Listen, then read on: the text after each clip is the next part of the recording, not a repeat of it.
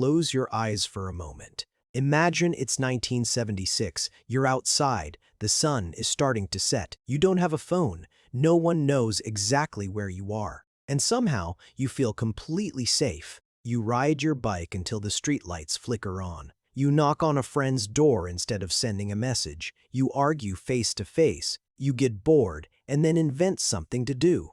There's no GPS, no social media, no Insta dancers, just freedom, silence, and space to think. Now here's the question most people never ask. What did that kind of childhood actually do to your brain?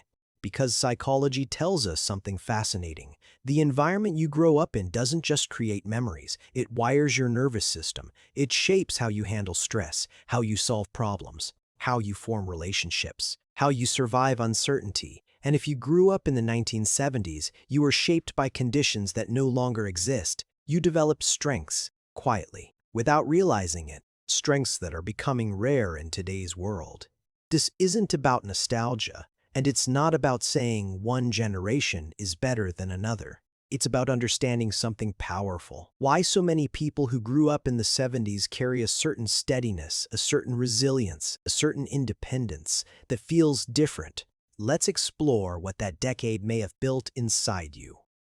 1. You became comfortable with solitude in the 1970s. Boredom wasn't a crisis. It was normal. There were no endless scrolls.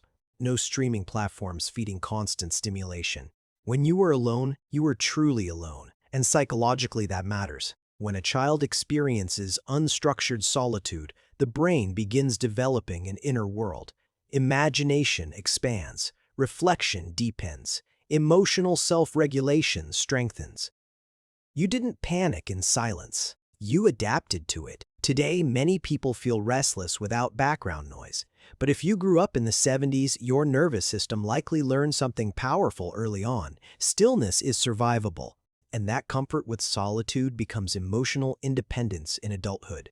2. You developed unstructured problem-solving skills. Your childhood probably wasn't scheduled down to the hour. You played outside for long stretches. No referees, no constant adult supervision, no structured outcomes. If a bike chain fell off, you figured it out. If a game didn't make sense, you invented the rules. If a disagreement happened, you negotiated it yourself. Psychologists call this development of executive functioning, the brain's ability to plan, adapt, and solve problems. Trial and error wasn't avoided. It was expected. And every scraped knee or failed experiment taught your brain something critical. I can handle this. That internal message builds resilience that lasts decades. 3. You built real-world risk assessment climbing trees. Jumping ramps, exploring neighborhoods. It wasn't reckless. It was experiential learning. When children encounter manageable risk, the brain develops accurate danger calibration. You learned where your limits were through experience, not warning labels. You understood gravity. You understood consequences. You understood recovery. That creates measured courage, not fearlessness, not impulsivity, but grounded confidence. In adulthood, that often shows up as calm decision-making under pressure. You don't overreact to uncertainty because you've handled it before. 4. You learned at face-to-face conflict resolution. There were no comment sections. If someone upset you, you confronted them or avoided them physically. Social interaction required presence, and that presence trained emotional intelligence. Psychology shows that the majority of communication is nonverbal, facial expressions, tone shifts, body posture. You learned to read those cues instinctively. You learned how to apologize in person, how to sense tension in a room, how to repair relationships without blocking someone. That kind of emotional calibration is increasingly rare in a world of digital communication, but you practiced it daily. 5. You developed patience through delayed gratification. If you wanted to watch a show, you waited until it aired. If you ordered something, it took weeks. If you needed information, you went to the library. The 1970s naturally enforced delayed gratification. And delayed gratification is one of the strongest predictors of long-term emotional stability and success. When rewards aren't instant, the brain strengthens impulse control.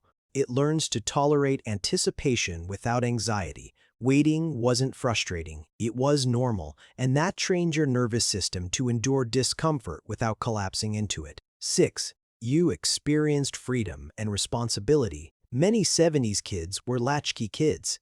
You came home to an empty house. You made your own snacks.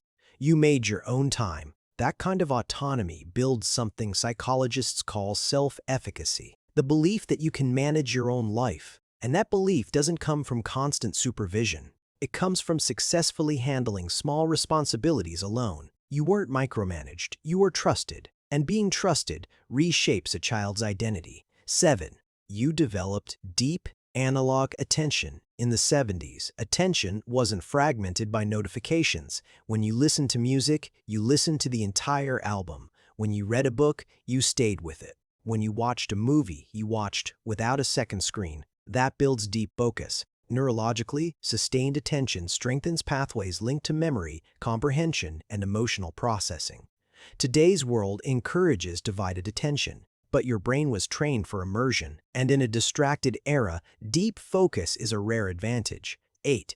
You formed identity. Without constant digital comparison has always existed, but it wasn't algorithmic. You weren't exposed to thousands of curated lives every day. Your social circle was smaller. Your influences were local. Your identity formed through lived experiences, not filtered images. Psychologically, constant comparison can destabilize self-concept, but you had more space to become yourself quietly. You weren't performing for an audience, you were just living. That often leads to a more stable internal identity. 9. You understand both worlds. Perhaps one of the most powerful strengths of growing up in the 1970s is this: you remember life before the digital revolution, and you adapted after it. You can function offline. You can function online. You understand slow communication and instant messaging. That cognitive flexibility is a core marker of resilience. You've navigated massive societal shifts and adjusted. That's not accidental. That's psychological adaptability in action. But let's be clear, this isn't about superiority. Every generation develops strengths shaped by its environment. Today's generation has technological fluency, global connectivity, and access to information unimaginable in the 70s. But if you grew up in that decade, your environment quietly trained psychological muscles that are becoming less common. Comfort with boredom, independent problem solving, measured risk tolerance, face-to-face emotional intelligence, patience, self-efficacy, deep focus. You didn't attend workshops for these skills. You lived them, and that matters. Final reflection. Many people look back at their childhood and see something ordinary, but psychologically, your childhood was a training ground. You learned to entertain yourself, to fix things, to wait, to confront, to adapt. And in a world moving faster, louder, and more digitally saturated than ever, the ability to stay steady, patient, and self-reliant isn't outdated. It's powerful. If you grew up in the 1970s, you didn't just experience a different decade, you were shaped by it. And whether you realized it or not, it shaped you well.